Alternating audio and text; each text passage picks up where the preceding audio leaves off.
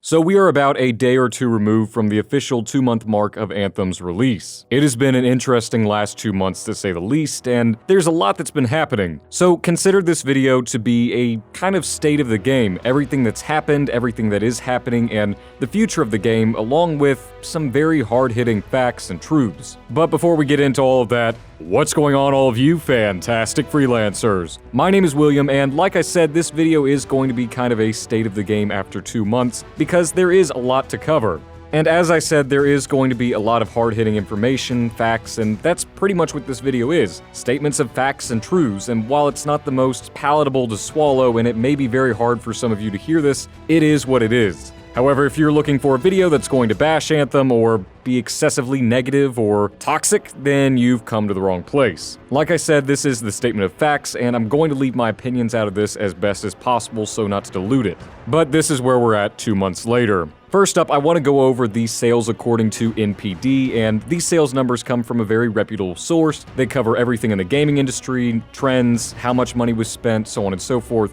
So this is good information. So Anthem was the top-selling game in February. I know I've seen conflicting reports where it was the second best-selling and then the first best-selling. We're just going to say it was the first best-selling for argument's sake, mainly because it was a very hyped-up game. Content creators were covering it left and right. There was a ton of advertisement done about it. The developers were active on Twitter answering questions left and right, plenty of live streams, a lot of good information that came out, press releases left and right, and of course, EA Game Changer program was in high speed, recruiting new content creators to advertise the game, come play it, and give feedback. So it kind of makes sense why Anthem was the top-selling game in February. However, March was significantly different, and I don't use the word significantly lightly. In the month of March, Anthem was the 11th best-selling game, behind games that had been out for quite a long time like Grand Theft Auto 5 and Red Dead Redemption 2, amongst other newer titles like Sekiro and the better-performing looter shooter as of right now, The Division 2. Why these sales numbers are important is because it is kind of a projection of how well the game is doing, especially with EA wanting to reach the, 38 million copies sold by the end of Q1 of 2019? It determines a lot for Anthem, including additional funding by EA and whether or not it's a worthy venture. Obviously, BioWare is still heavily invested into Anthem, and I commend them for it. They're hiring new producers and developers and artists and programmers and all sorts of things. Now, while that's not anything new or unheard of or a sign that Anthem is really and truly screwed, every game makes a shift from the development team to the live service team, and this is pretty much what those hirings are for. But there's no arguing the month of March was a pretty significant hit to the gut. Of course, some games will see fluctuations as they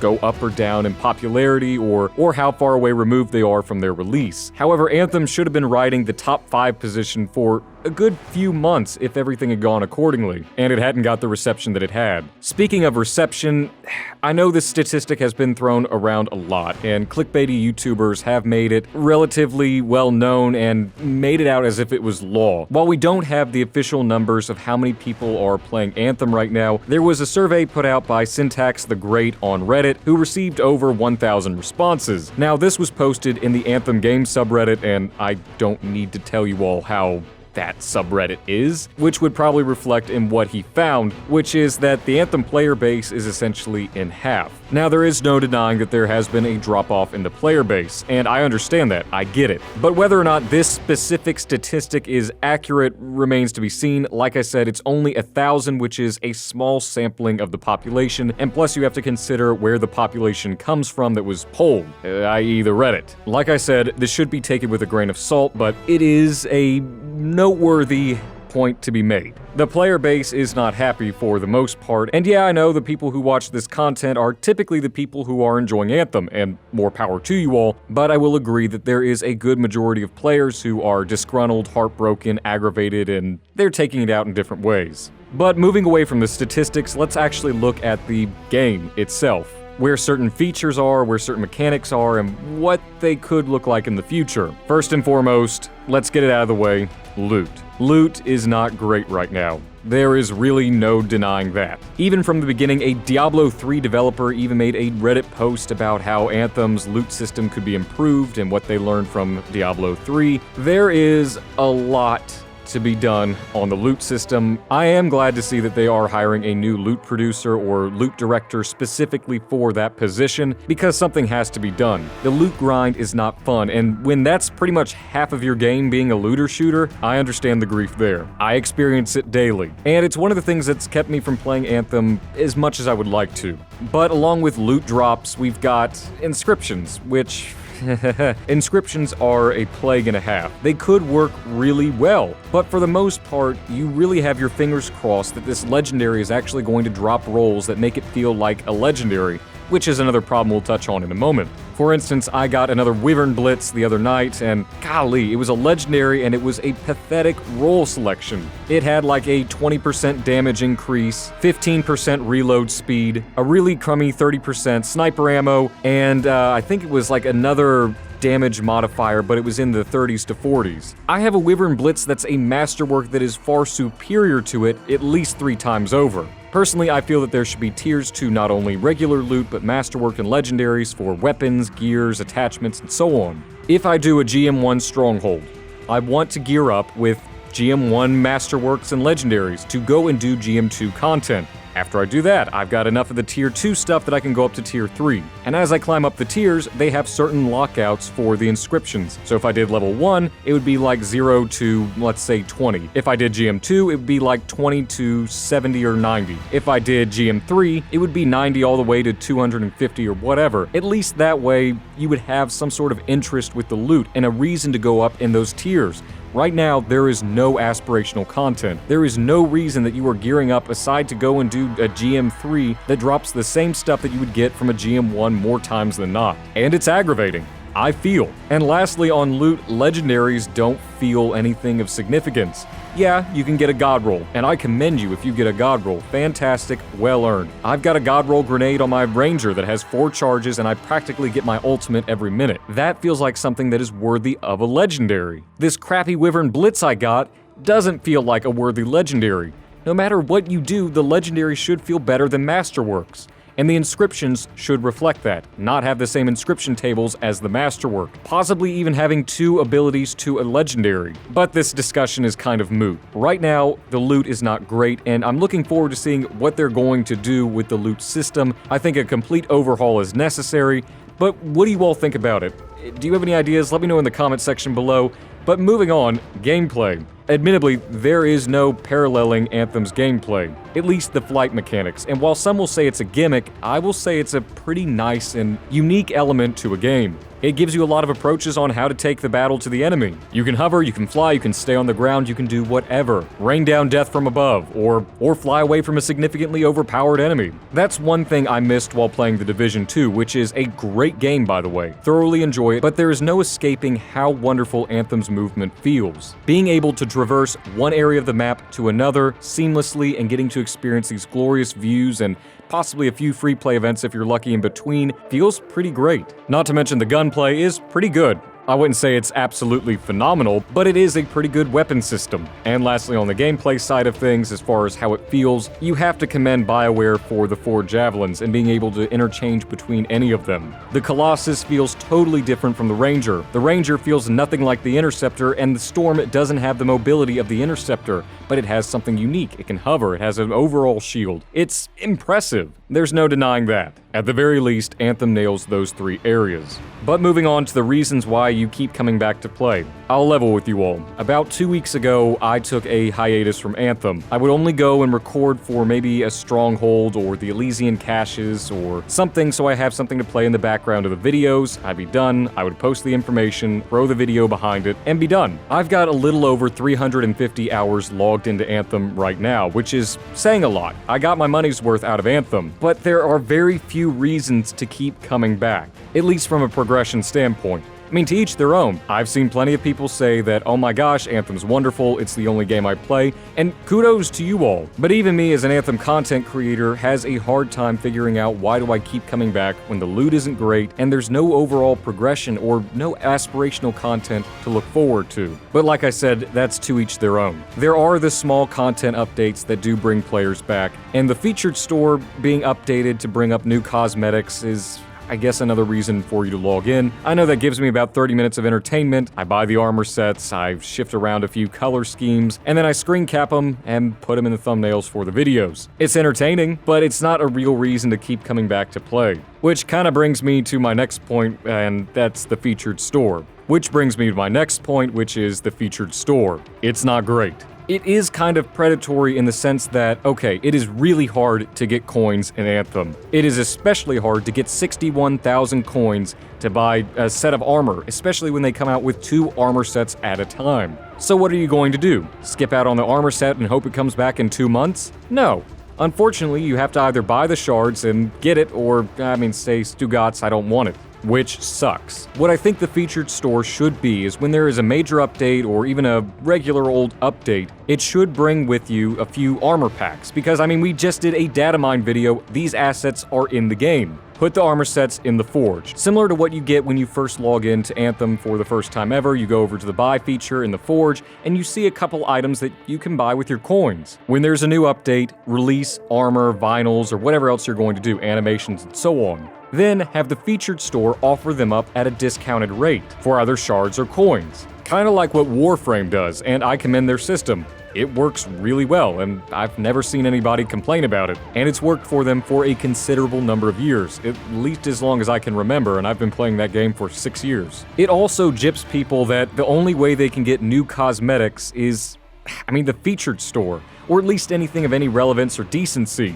Just look at Elysian Caches. That was supposed to be the answer to the whole cosmetic debacle with the featured store. Here you go, do a couple quests, get a key, go open up the cache and get some cosmetics. That sounds pretty good to me, if the cosmetics were worth anything. The vinyls and decals that I've gotten are less than stellar. I'm not impressed with them, and I know a number of you have not been impressed with them either. They were small, quickly drawn together, thrown together, and they don't feel like anything significant. My good buddy iGame says the only reason why he grinded out those Elysian caches were for the emotes, and that would be all fine and well. But there is also another huge issue with the Elysian caches that really puts a damper on that vanity store solution. They added crafting materials. More crafting materials, in fact, than there are vanity items. That kind of blows my mind, especially with the crafting system not being anything of any decency. I can't remember the last time I crafted anything outside of the first 2 weeks of the game. The crafting system sucks, and it's another thing that needs to be revamped altogether, or maybe make a solution to where if you craft a certain number of masterworks or there's a chance of you crafting a legendary, I don't know. Point is, it's not great. And adding those items into the Elysian caches and more of them than there are cosmetics is a slap to the face. Here you go, some crummy cosmetics for you to go grind out. You've got 168 of them. Good luck, you've got maybe a month to get them all. Okay, cool. So not only do I need to get all the keys and I have to go play with 4 people every day, but I've also got the chance of getting crafting materials. I've only gotten like 3 or 4 decals out of the entire deal, and I think like 16 of my chests were crafting materials, come to think of it. Point is, the cosmetics in Anthem need a rework or revamp altogether. Something that is more consumer friendly, and something that rewards people just a bit more. And don't get me started on the coin grind, the coin grind is not great. That's all I'm going to say. Now, something that would have helped with people coming back, at least for the weekends, would have been the events. Now, some of you have been around for especially the first month of the game. You'll remember that event called There Be Titans, or There Be Giants. And in the event, you went and you hunted down 4 Titans, and that was kind of cool, going over through free play and hunting down Titans. And what was your reward? An okay-looking vinyl. It's actually one of my favorite vinyls in the game. That is something that is rewarding. That is something that'll keep people coming back, especially if you add tiers to the event. So maybe you're not able to get all the reputation you need for this first time, but the next time it comes back, you can get the next tier and the next tier. Kind of like what SWTOR does with its events, but that's a whole nother subject. Rewarding vanity items like armor pieces or armor sets or vinyls or animations or something would keep people coming back. But as it was stated in a previous dev statement, which, we'll be covering, most, if not all of the events have been postponed. We touched on this a little bit earlier, but the endgame is non-existent. There is no aspirational content. There is no reason to keep grinding. Like I said, you can go do a GM3, but you're gonna get the same loot more times than not, and purples and blues galore like you would in GM1.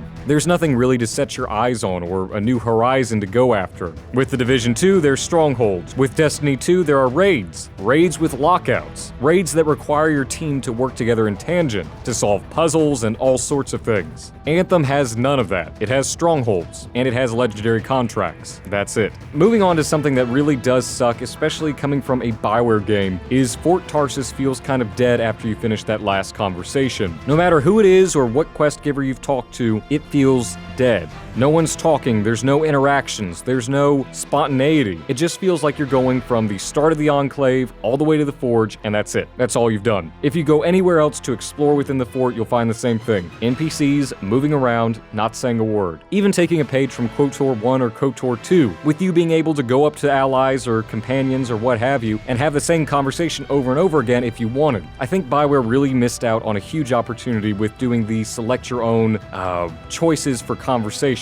Having that option of what you want to say that would add to a certain level of personalization with your character. But that's not the point. Fort Tarsus just feels dead. The world feels dead. You leave Fort Tarsus and you shoot up some stuff, and that's the game. Now, there is something that I do want to touch on that, good God, I've gotten so many DMs and private messages about this, but it's a statement that Ben and Chad made a few days ago that I made a video on and we discussed in great detail. A card to that will pop up right about now. In the statement by Ben and Chad, it starts off with, "Hey everyone, it's been 10 weeks since the early access release of Anthem." People are taking that out of context. The early release means the early access, the 7-day early access that Origin Premier members and some Xbox people got to experience. We all know what it meant. Now, while Anthem may feel like an early access game to some, I get it. I completely understand where you're coming from, and I respect your point of view. But they did not confirm or say or even allude to this game being an early access. Even if it feels like it, that's not what they said. They said it's been 10 weeks since the early access release of the game. The early access 7-day access. Doesn't help that content creators are making clickbait videos and just absolutely trying to tear down Anthem as much as they can. As many of you know, I was in broadcast journalism for a number of years, and even then, we never had this level of, quite frankly, BS. Lying to an audience and trying to manipulate a statement by the developers is downright dishonest, and it's a real crime to journalism. So, once and for all,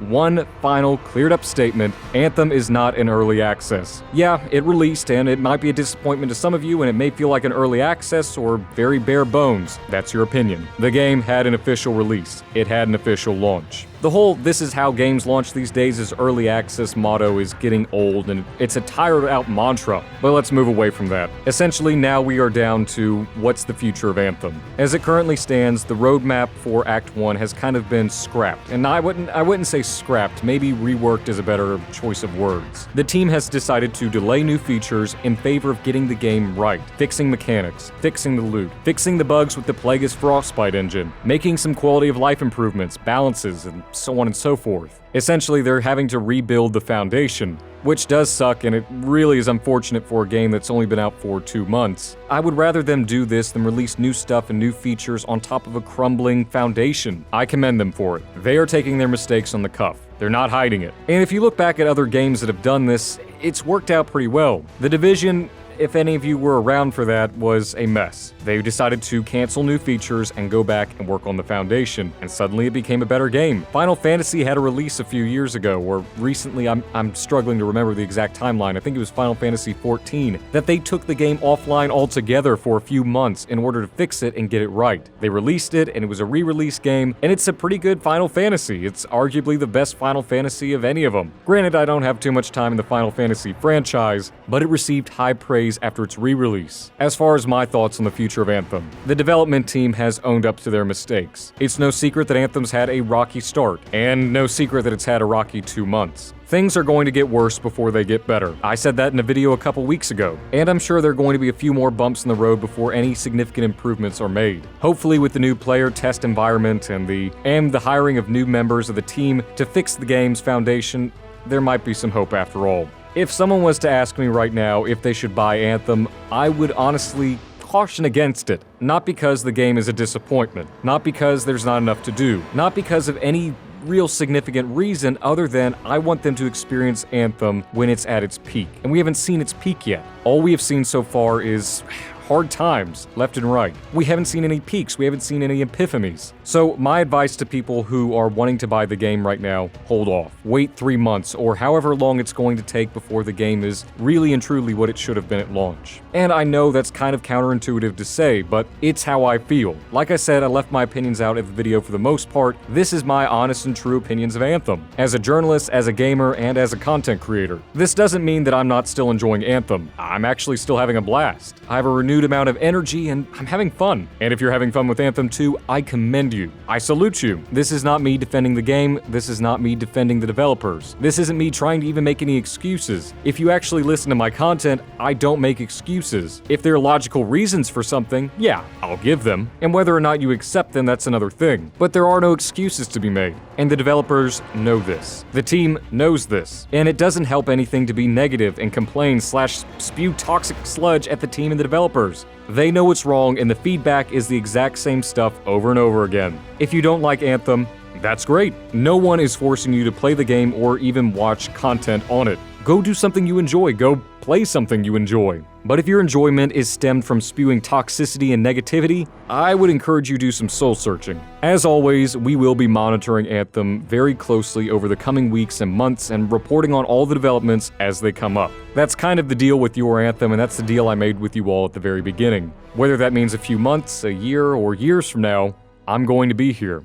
But what do you all think about the state of the game? Is there anything in the video you want to discuss or you're confused about? Then please, leave a comment below as I really do read through them all, and if there's conversational potential, I will absolutely respond. I enjoy talking with you all about Anthem. And if you want to stay up to date on all things about your game, Anthem, then of course, please feel free to leave a like on the video and subscribe and hit the notification bell so you never miss out on one of our videos. This really does help me out a lot, and when I say that, I really mean it. It helps me out a lot. And a very huge and monumental thank you to my patrons for all of their generous donations and support. And of course, the channel members. Your support goes a long way to helping me maintain the quality of the content on this channel and increase it when I'm able. And a real thank you to you all for sticking around even during the worst times of Anthem. But as always, I hope all of you fantastic freelancers have a phenomenal day, and I'm looking forward to seeing you all in the next video very soon. And remember, freelancers, now more than ever, we are strong alone, but we are stronger together.